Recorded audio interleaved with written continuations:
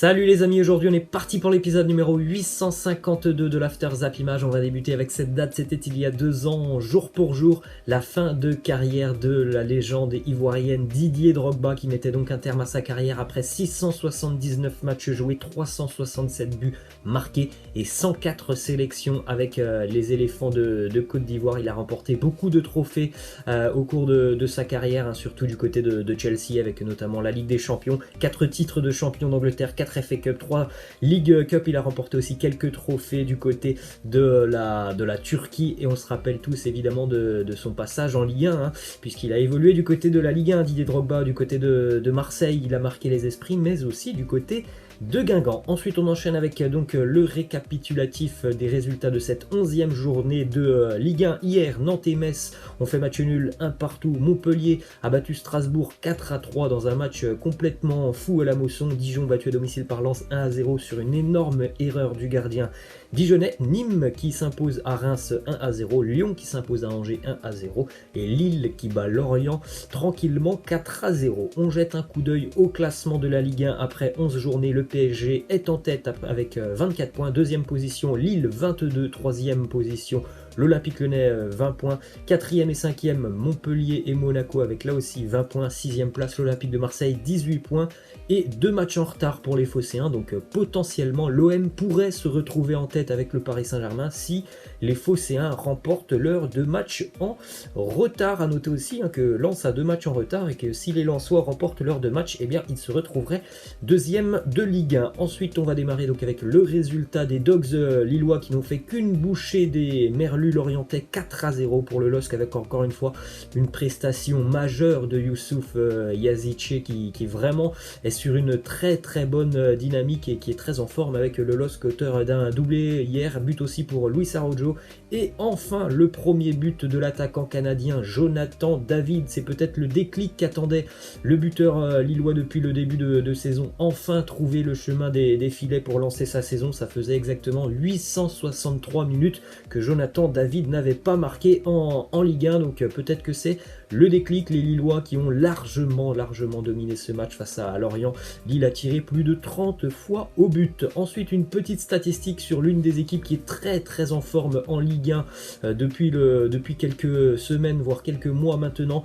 Le FC Metz de Frédéric Antonetti est imbattable depuis 8 journées, 4 victoires et 4 nuls pour les Grenats. Alors Metz avait débuté la saison par 3 défaites en 3 matchs, à chaque fois 1-0 face à des grosses écuries de la Ligue 1, le PSG me semble-t-il, il y avait aussi Lille et je crois qu'il y avait Monaco, et depuis ces 3 défaites 1-0, eh bien les Messins n'ont plus perdu un match en Ligue 1. C'est une équipe très costaud, le FC Metz. Ensuite on enchaîne avec le résultat de l'Olympique Lyonnais qui s'impose hier au stade Raymond Kopa d'Angers 1-0 grâce à une nouvelle fois une réalisation de Tino Kadewere qui a joué les sauveurs pour l'OL. On rappelle Kadewere avait déjà inscrit le doublé qui avait permis à Lyon de battre Saint-Etienne il y a 2 semaines dans le derby. Une victoire ô combien importante pour l'OL, on l'a vu au classement, les Lyonnais sont sur le podium. Après, pour ceux qui ont vu le match et surtout pour les supporters de l'Olympique Lyonnais, voilà, c'était très moyen ce que l'on a vu dans le jeu de la part de l'OL, parce que sinon ça fait 3 points, mais dans le jeu Lyon a été tout simplement dominé par Angers qui tire une vingtaine de fois au but. L'Olympique Lyonnais hier c'est 5 tirs et 2 tirs cadrés, donc pour un OL qui n'a pas été séduisant hier, mais ça fait 3 points. Ensuite une déclaration de Dante, le défenseur brésilien de l'OGC Nice. On le sait, Dante malheureusement il s'est très gravement blessé, on ne le reverra quasiment pas cette saison en Ligue 1, ou alors peut-être en toute fin d'année. Dante qui nous dit: je n'ai jamais songé à raccrocher les crampons, je me connais très bien, je n'étais pas prêt à arrêter avant ma blessure, après la blessure encore moins, je pense que je ne vais pas m'arrêter sur ça. Mais on a tous très hâte de revoir le défenseur brésilien sur les terrains. Ensuite on a une déclaration de Mauro Icardi qui nous dit: ça fait de nombreuses années que je suis dans le foot maintenant et le vestiaire du Paris Saint-Germain, ce groupe qui s'est formé la saison passée, je n'ai jamais vu ça nulle part ailleurs. Donc bon, c'est vrai qu'on avait vu des changements du côté de Paris depuis le match face au Borussia Dortmund. Après, voilà, sur ce début d'année, on ne voit pas forcément le groupe que l'on a connu sur la fin d'année l'année dernière, pour beaucoup de raisons, des blessures, des absents, des joueurs qui font pas toujours les efforts sur le terrain, le rythme des matchs. Il y a beaucoup de raisons, mais pour le moment, on voit pas forcément le groupe que l'on a pu voir l'année dernière du côté de Paris. y a une info qui concerne Juan Bernat qui a annoncé qu'il espérait prolonger son contrat avec le PSG. On rappelle que pour le moment, en juin 2021, donc dans moins d'un an, Juan Bernat, il n'est plus sous contrat avec le PSG, il partirait librement et donc il attend évidemment un signe de la direction parisienne pour prolonger son contrat. Il a aussi parlé de sa blessure, Juan Bernat, et il a annoncé qu'il devrait être de retour avec le PSG courant du mois de février ou de mars, donc potentiellement pour des matchs de Ligue des Champions si le PSG évidemment sort de la phase de groupe. Direction l'Espagne maintenant avec la nouvelle victoire de la Real Sociedad qui est inarrêtable en Liga. La Real Sociedad s'impose hier 1-0 du côté de Cadix grâce à un but de son buteur suédois Alexander Isak. Énorme début de saison de la Real Sociedad. On a une déclaration de Jules Koundé, le défenseur français de Séville, qui nous dit: oui, j'ai parlé avec Pep Guardiola, je l'ai eu au téléphone, on a discuté en espagnol, ça s'est très bien passé, j'étais très intéressé à l'idée d'aller du côté de Manchester City, j'avais même des garanties pour jouer, mais cela ne s'est pas fait. Donc il y a eu des discussions l'année dernière entre City et le FC Séville pour Jules Koundé. On jette un coup d'œil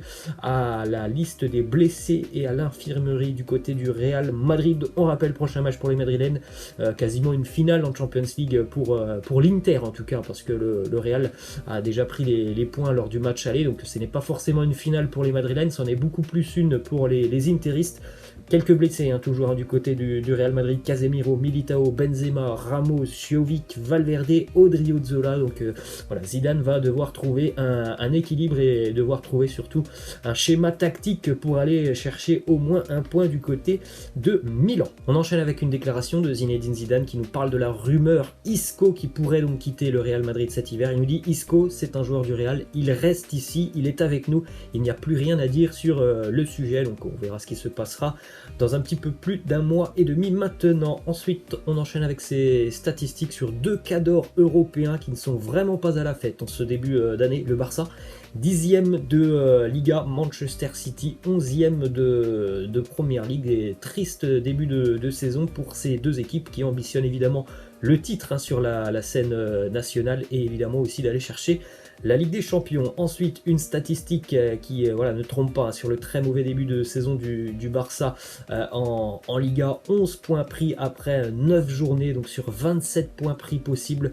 Le Barça n'en prend même pas 1,5 par match, c'est moins que la moyenne, 11 points sur 27, c'est le pire début de saison du FC Barcelone depuis 1991, presque 30 ans que le Barça n'avait pas été aussi loin en championnat après 9 journées, c'est plutôt très inquiétant. Direction l'Italie maintenant avec une déclaration de Juan Cuadrado après la victoire de la Juve face à Cagliari 2-0, il nous dit: je suis très content, on a vu une Juve avec une détermination de faire un résultat, on a montré que l'on se divertit, que l'on s'amuse sur le terrain. Pirlo nous demande de se faire plaisir avec le ballon, peu à peu on le fait, nous sommes en construction, l'important c'était de gagner. Ensuite, une info qui concerne la Fiorentina de Franck Ribéry qui a été battu hier par le promu Benevento 1-0, changement d'entraîneur pour la Fio il y a quelques semaines. Voilà, les résultats n'arrivent pas sur le terrain et en plus mauvaise nouvelle pour Francky qui malheureusement est sorti sur blessure juste avant la pause, visiblement touché au niveau de la cuisse. Ça va pas très bien pour les violets. Ensuite, résultat hier du gros duel en Serie A, le Milan qui vient s'imposer avec la manière du côté du Stadio San Paolo de Naples, 3-1 pour les Milanais grâce à une nouvelle fois un match stratosphérique de Zlatan Ibrahimovic, auteur d'un doublé. A noter aussi le premier but en Serie A pour le jeune norvégien Jens Peter Hauge qui marque en toute fin de match. C'est Dries Mertens qui a marqué pour le Napoli.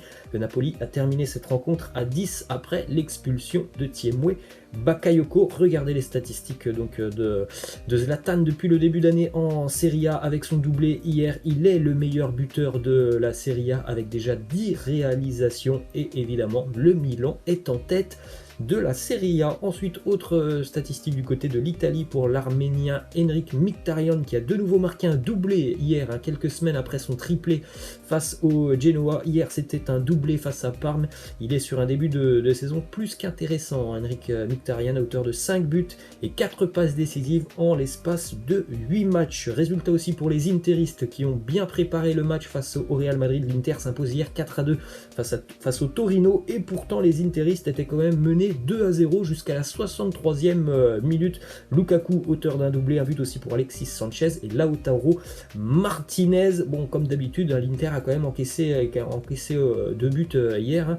Ça fait déjà quelques temps que les interistes ne conservent plus de clean sheet. Ensuite, direction l'Angleterre avec cette statistique sur le Leeds United de Marcelo Bielsa qui a fait match nul hier face à Arsenal 0-0. C'est le 41e clean sheet pour les hommes de Bielsa en 101 rencontres pour l'entraîneur argentin. Donc on sait que Leeds c'est une équipe très offensive mais qui est aussi capable de bien défendre. Alors bon, évidemment, il y a une grande majorité des clean sheets qui se sont réalisés sur les 2 années que Bielsa a eu en Championship anglaise où Leeds était une équipe très très solide défensivement, surtout l'année dernière, c'était très impressionnant, Leeds défensivement l'année dernière. On enchaîne avec cette info du côté d'Arsenal, cette petite image avec, vous le voyez, ce petit hashtag FreeOzil sur la tasse de thé. Arsenal n'a plus marqué un but dans le jeu en première ligue, je dis bien dans le jeu, pas sur phase arrêtée, depuis 431 minutes. Voilà, il y a des manques du côté des Gunners. Ensuite, petite image aussi catastrophique pour Nicolas Pepe qui ne joue quasiment pas depuis le début d'année avec Mikel Arteta et les Gunners. Il n'a pas arrangé son cas hier, Nicolas Pepe qui a donc pris un carton rouge hier face à Leeds United pour un mauvais geste sur Alioski. Alors bon, après voilà, il n'y a pas grand chose, mais ouais, il y a l'intention d'aller mettre un petit coup de tête à Alioski qui en a énormément rajouté. Ça fait carton rouge pour Nicolas Pepe qui sera absent pendant quelques semaines. Direction Anfield maintenant avec la victoire de Liverpool 3-0 face à Leicester. Pourtant il y avait beaucoup d'absents du côté des Reds, on les connaît.